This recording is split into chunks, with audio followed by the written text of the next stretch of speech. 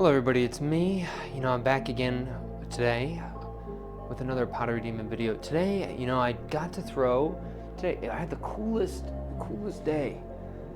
So at my job today, there was an opening for a new gallery thing, right? And so they asked me if I could do some demonstrations, some throwing demonstrations. So I already finished 2 of the 3 for today, and so I think usually I would make more, but I think these ones turned out like so good. I really want to put them in the video. So you guys are gonna see that at the kind of at the end there, So I'll show you guys that soon enough. But in the meantime, I'm gonna finish the last one for today, and so today's gonna be kind of a short stream.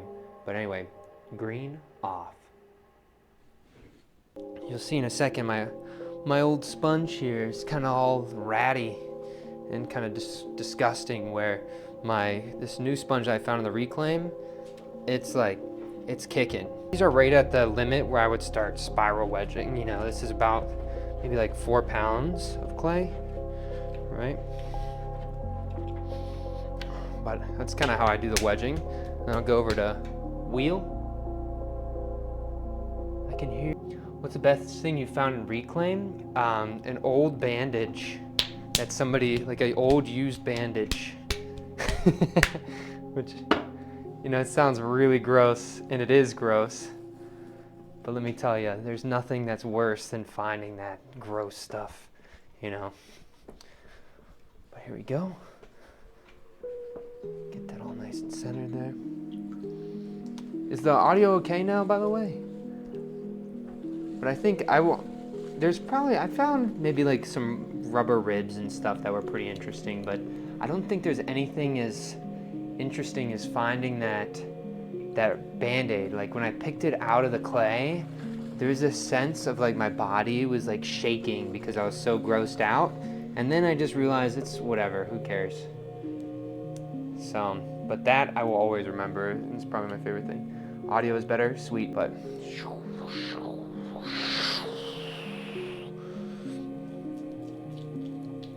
oh no, it ripped off. Chill. The Reclaim is really short, so it was ripping right there. But that's okay because the clay is a little bit harder too. And so all that will mean for us is that we have the opportunity to throw this a little bit taller, right? I'm gonna go back underneath one more time and cone this up to see if I can get some of those air bubbles that I introduced out, right? Like I don't have a spot where it's too thin and my fingers, I have to change my tension. I can just keep a constant tension all the way up. All right, camera B. All right, so here we are, right up underneath.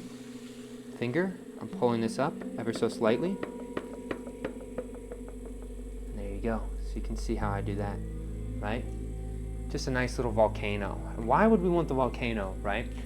So what is one problem that, I'm sure every potter has ran into at least once, is that your rim was too thick and you went too thin right below that rim. And so when you got to that rim where you had to push a little bit more, that bottom didn't have enough thickness, right, to be able to manage that. So right now, the clay wall is pretty much even all the way through this edge here. It's just now when I bring this out, it's gonna slightly taper a little bit thinner on the top, so I don't have to worry about me ripping off the tops, right? Okay, great. I'm feeling a slight bubble, air bubble somewhere, and so I want to make sure that I don't freak out when I find that air bubble. You want to go right past that air bubble, and again, find this little bump.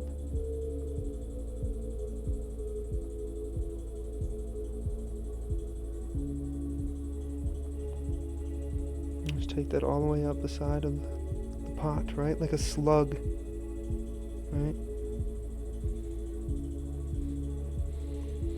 Really trying to focus not to put too much tension on this top because I don't want to get the bottom, right, too thin, where if I start torquing this top one side or the other, I'm going to get some more undulations on this bottom. I don't want that, right? So here we go, right to the bottom edge, and we're going to go 1, 2, 3, 4, 6, 1, 2, 3, 4, 5, 6, 1, 2, 3, 4, 5, 6. All right. And and just keeping my eye on where I want to place the spiral, right? Having two hands right on the inside right here. And I'm just trying to find this little edge.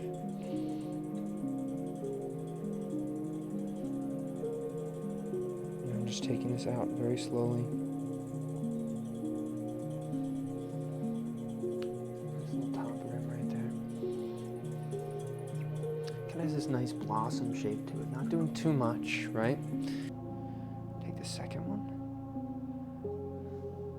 Again, so I'm twisting this up the side of this, right?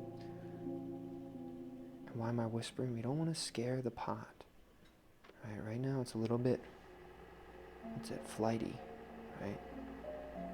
It's okay, little pot.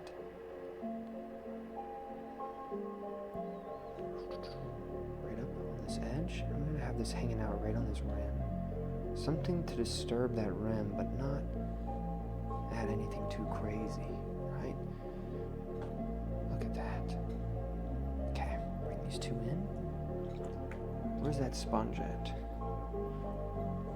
There it is. Okay. Taking this bottom edge right down to the side. Get that out of there. There we go. Hello everybody, it's me. I'm back again with another pottery review. We got these three for you today. I'm going to start off with this one. I think this is one of the ones where I've added this little buffer. I think sometimes, depending on the tree that you're looking at, the way that if they collapse too low, sometimes they look a little bit unintentional. So sometimes I think it's good to mix in these pots or these trees that have a little bit of a buffer right here in this area.